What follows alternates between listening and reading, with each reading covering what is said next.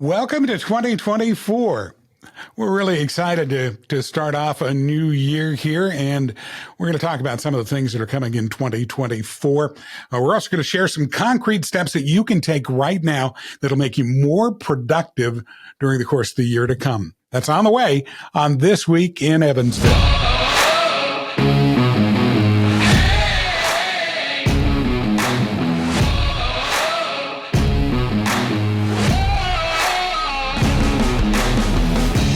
Hi, I'm Johnny Kincaid. Well, it's a new year and a new season for us here at This Week in Evansville. So we're going to be doing some new things. We want to make sure that you get subscribed now because there's going to be a lot coming at you during 2024 here.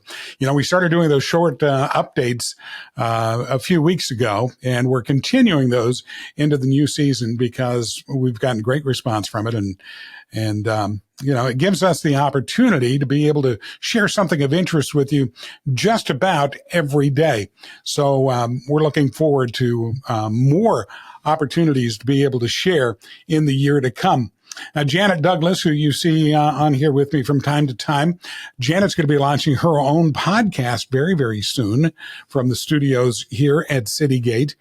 And we're also going to be working on helping some other people get podcasts launched as well.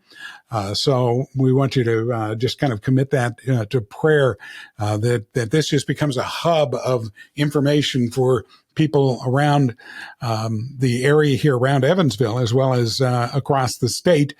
We continue with our prayer group on Tuesdays, and I always want to invite you to come on a Tuesday at noon and join us in praying for our community and for the year ahead. Because, I mean, we've all heard all kinds of different predictions from people about what's going to be in store for us in the upcoming year. You know, some people have heard prophecies or, you know, heard just other kind of general predictions that focus on the challenges that are to come. You know, some people are saying that you should have your bathtub full of water. And while certainly this is one of those, the era that we're living in right now is one of those times where, you know, you can just never predict what in the world is going to go on next and whether, you know, something could happen to the water supply.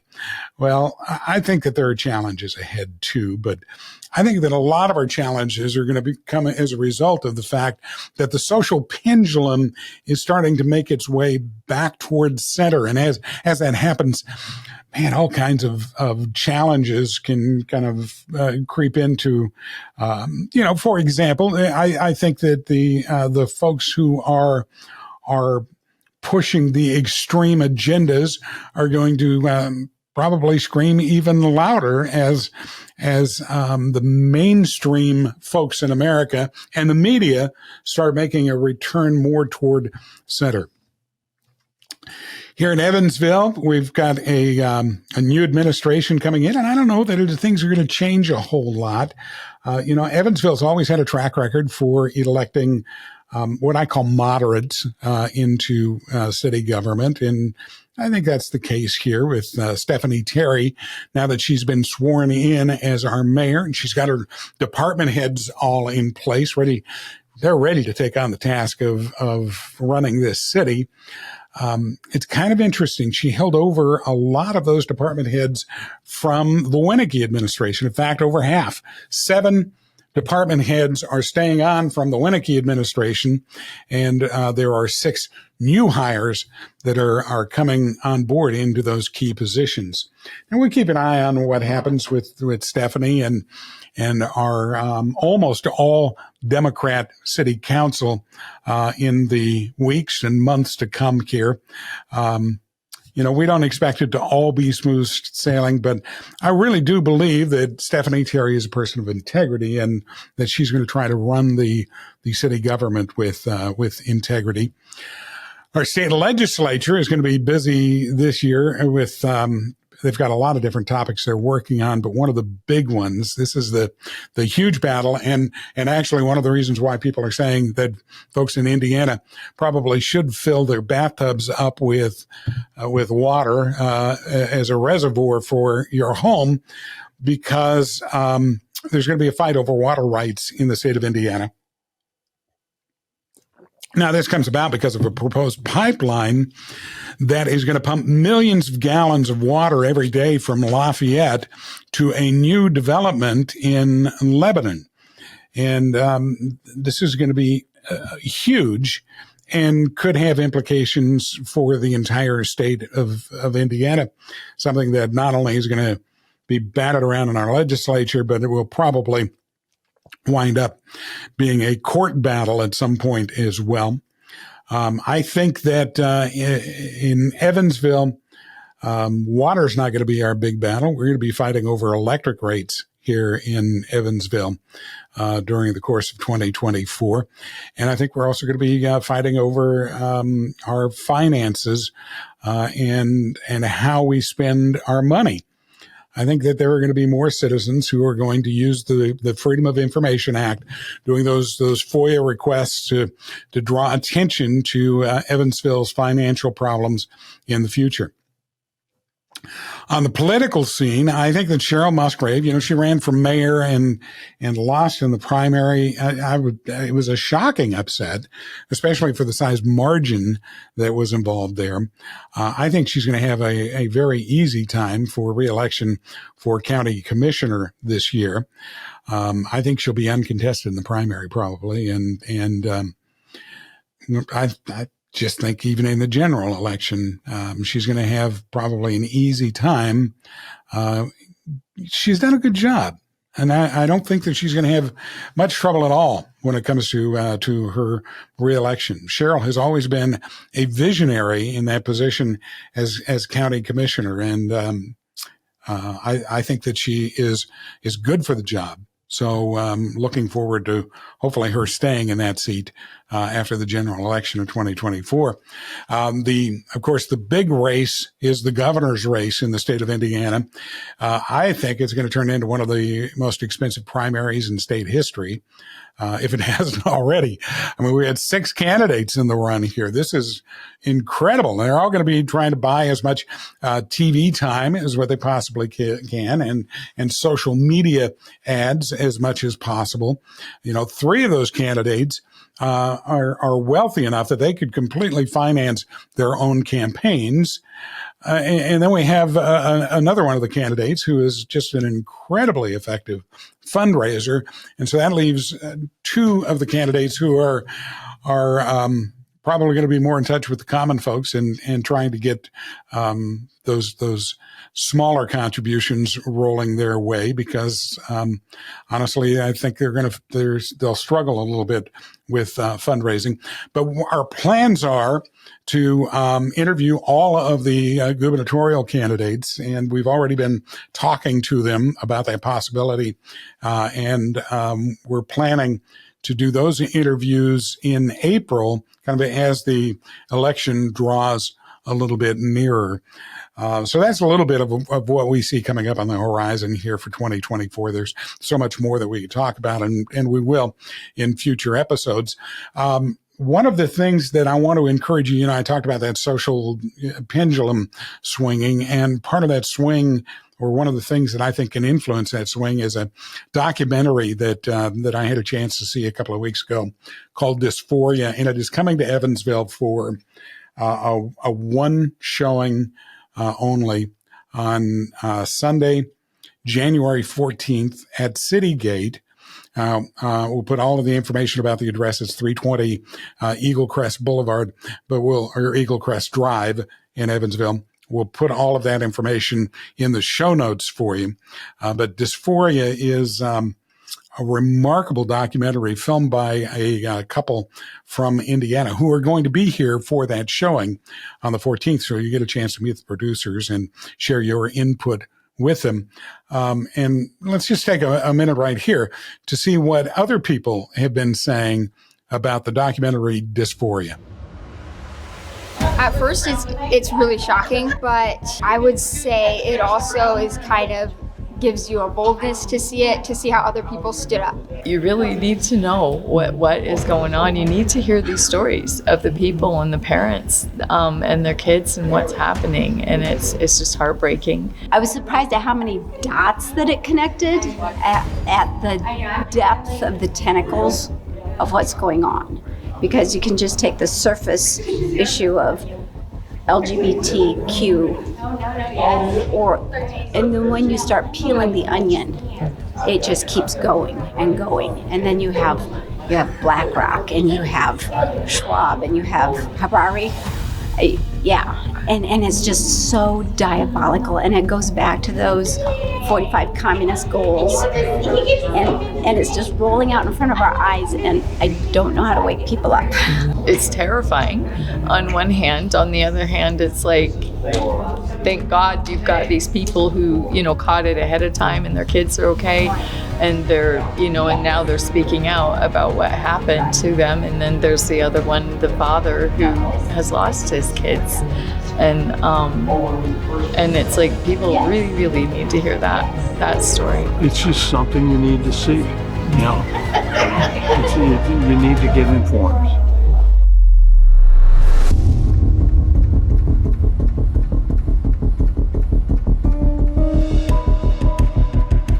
Tickets for Dysphoria are available online right now. We've got the link in the show notes, so be sure that you go over and check that out. Also, check out the link for our interview with the producers of Dysphoria. Very interesting folks, and you'll certainly want to see what they have to say. It's a fascinating interview, and it's definitely a documentary that I was very riveted by it. So I hope that you have a chance to join us January 14th here at Citygate. And again, all of the information is available in the show notes right now. All right, so let's talk about when a new year rolls around. Part of the thing that people do is they start kind of reflecting on what things they want to change, right?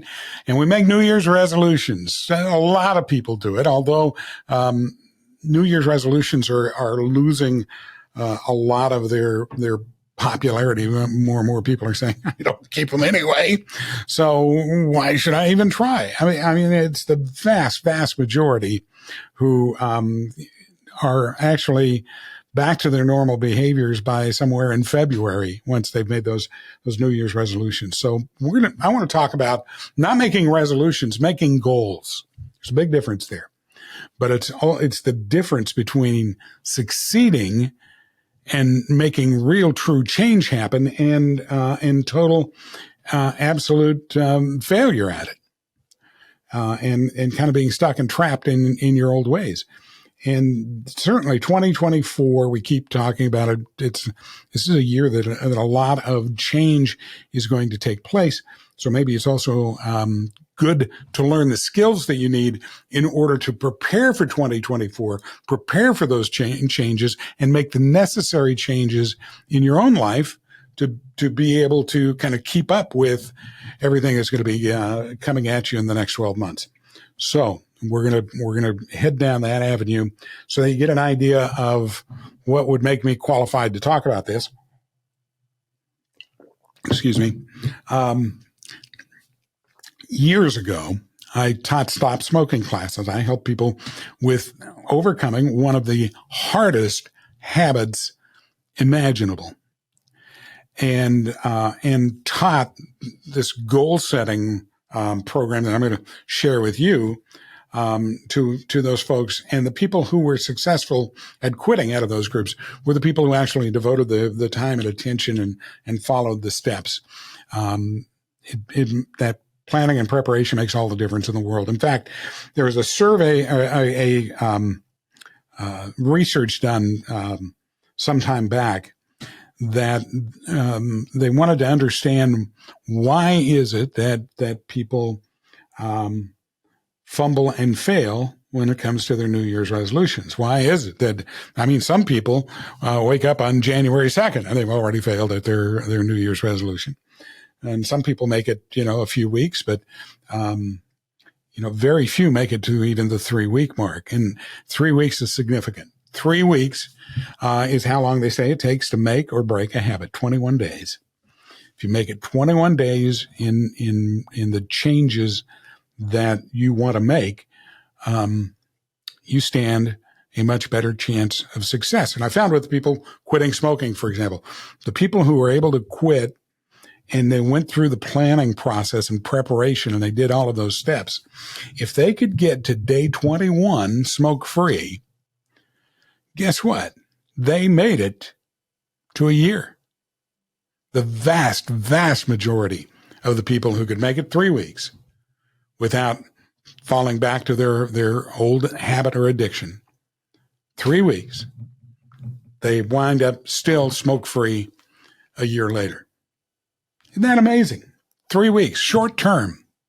You don't have to think about, I've got to change this forever. You got to change it for 3 weeks and make it, ingrain it into your life during the course of that 3 weeks. And that makes all the difference in the world. All right. So this study that was done, dealing with New Year's resolutions, and they looked at and interviewed people, and it all came down to one answer: lack of planning. You see, what happens is when we get to this New Year's resolution phase, what we wind up doing is we think that, the calendar is switched. It's a new year, and magically I'm going to be able to change. It's just going to happen overnight just because the calendar changed. It's a new year and everything will be different. But if it's something that you've done that's been ingrained in you for year after year after year, or decade after decade in many cases, what makes you think that you're going to be able to just automatically drop it and that's that? You see, you've made some things attached to your life. And so thinking that you're going to just detach from those things without any effort or planning or preparation is magical thinking. So that's the starting point for us. So we start with planning and preparation, whatever changes you want to make. I'll be honest with you, I'm diabetic, and I hate diabetes. I hate being diabetic. I hate the finger sticks to get my blood sugar so much that I'm doing the sensor on my arm so that I don't have to do those finger sticks. And I use insulin, and I hate having to give myself shots several times a day. I hate it. But you know what I wasn't doing was I wasn't changing how I was eating. I was still eating all these carbs. I was eating bread and potatoes, and I wasn't doing that much with sweets, but still carbs and those starches and everything, and then going and complaining that my blood sugar doesn't come down enough, that my blood sugar is still too high. And you know what it is? It's that I need to cut those starches and those carbs out of my life. So I started working and planning for that, so that now I'm eating mostly proteins, and very, very seldom am I eating carbs right at the moment. And you know what? My blood sugar stays in range when I do that. And so once I've seen that that's the case, and I'm a couple of weeks into that now and feeling a little better, I feel a whole lot better about the outcome and how it's all working for me. So let's apply that in any situation that you are dealing with right now, the change that you want to make. The starting point is to make it a goal. Until you commit to it on paper, you make that deal with yourself. It's too easy to break it up, to not follow through. So we do it on paper. So here we are at the first of the year, and what are the things that I want to change? And make yourself a list. Some people, the list is going to be very long, and some people, it'll be really short. But you make that list, and then you pick out, you can't change everything just because it's the first of the year. You pick out your top 3, maybe top 4, 5 at the max. Somewhere in that 3 to 5 range, the things that are lifestyle changes that you know are going to have a real impact on your life. Those are the things that you want to change. Those are the things that we then set as goals. Not everything on that list that you made can be a goal. You set the goals down to a small, manageable group of things. So now you've got the things that you want to work on. They're still not goals. Just because you put them on paper, that doesn't mean that they're goals. You see, goals are your dreams with wings added to them. All right. When you just write it down, you say, yeah, I want to do this, or, I want to increase my income this year, or I want to decrease my debt. Okay, fine. But those 2 stated things are great thoughts. They're nice dreams to have, but they're not goals until we get down to the nitty gritty and the specifics of them. So that's when you have to take on making them more specific. The goal setting process. It's we use, and most people do.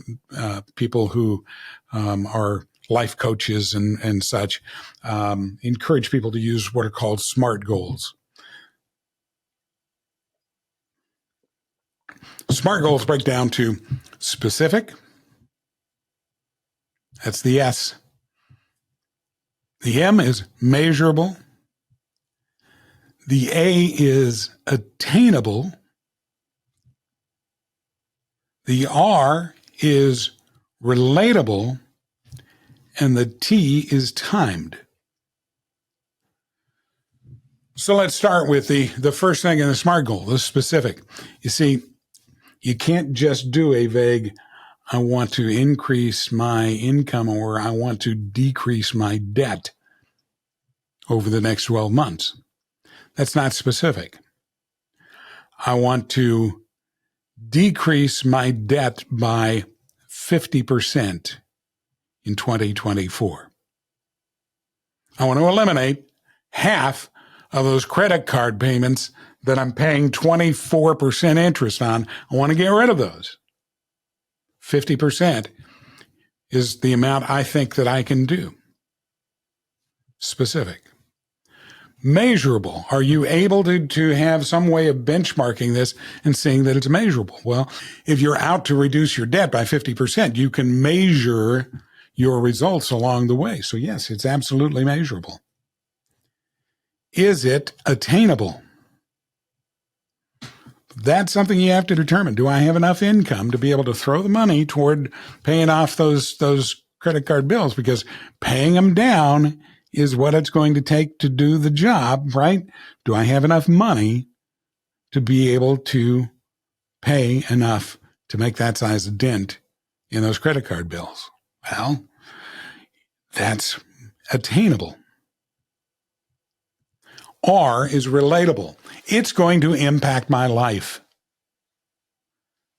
See, that's the relatable. If you don't have some way that this impacts you, that it changes you, that it makes things better for you, then why bother trying to do it at all? And you have to identify what that is, see? And so what it becomes is it relatable?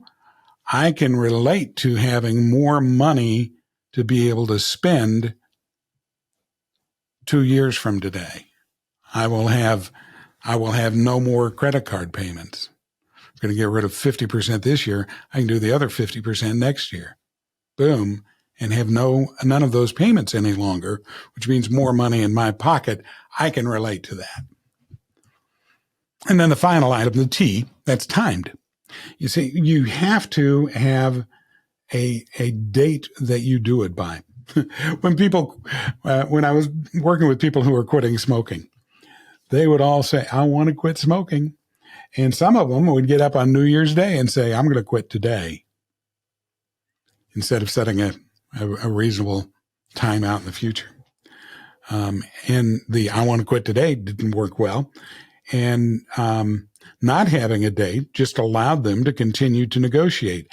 I can remember one time when I tried to quit smoking, because I was a heavy smoker. I was 2 packs a day, and I tried to quit smoking. And I thought, I'll taper down. I'll cut down on how much I smoke, and that's how I'll get to the point where I'll quit. And when I get to 5 cigarettes a day, then I'm going to quit them altogether, because then I can live without the cigarettes. And I kept cutting down on how much I smoked every day, and I got down to 6 cigarettes a day. And I knew that if I cut one more cigarette out of my day, well, then I was going to have to keep that deal with myself to quit. So guess what? I started thinking I can stay at 6 cigarettes a day. And then it became 7, and then 8. And then before I knew it, I was back at 2 packs a day. So it takes that concrete date that it's going to happen. And then you do all of your prep to get you to that date when you're going to make your move, when you're going to make this happen. In the case of cutting your credit card debt, you're going to buy, December 31st of this year, you are going to have paid off your credit card. So that's going to be your date, your completion date for that goal. Boom, December 31st.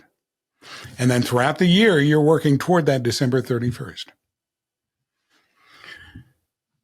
The other thing then that you do, once you've done that, and you do this as a written process, and you do it for each one of the individual goals that you line out for yourself.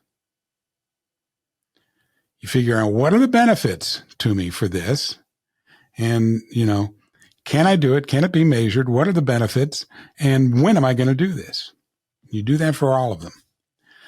Then you take that sheet of paper where you've written that out, and you start working on a more specific action plan. What are the exact steps that I'm going to take?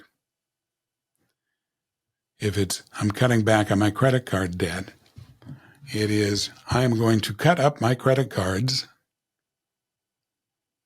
today or next week or whatever. But I'm going to do away with using those cards altogether so that I will be able to pay those off. As long as I continue to charge more things onto them, I'm not going to get them paid down the way that I want to. So that's one of my action steps. Another action step that I might take if I'm trying to get rid of debt is I might try to raise my income. So that's a separate action step. See, then it could be a goal into itself, but it could also be an action step toward this other goal. And you set that action step and you say, okay, I'm going to need to make a little bit more money. And how am I going to do that? Maybe it's I take a part-time job. Maybe I find that, interesting side hustle. Maybe I drive Uber, whatever. But if that's one of the steps that you have to take in order to achieve this goal, you put it in as one of your steps. Who's going to support you? See, you also develop a support team. Who's going to help you achieve that goal, and who's going to be detrimental toward achieving that goal? For people who are trying to quit smoking, other smokers might be detrimental. I always tell people about, the way that you keep a crab in the pot is you put another crab in. And then every time that one crab goes to try to crawl out, the other one reaches up, grabs him, and pulls him back in. So, so you have some crabs in your life. You're going to have to do without them. I tell people, short term, don't hang out with some of the same people short term. Don't let them drag you out and stand and try to be brave and bold and stand out in the smoking area where everybody else is smoking just so you can remain part of their social clique. Give that up for the short term so that you reach your long-term goal.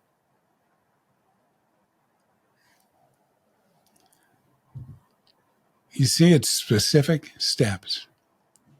Identifying what I need to do, recruiting my support system, the people who are going to be, my wife, when it comes to the thing of doing away with carbs, my wife is great support when we go out, and she says, before we even leave the house, she'll say, are there things on the menu at thus and such restaurant that you can eat? Or are you going to be tempted by the nachos? And I go to have Mexican food and I eat 3 chips and 2 tortillas.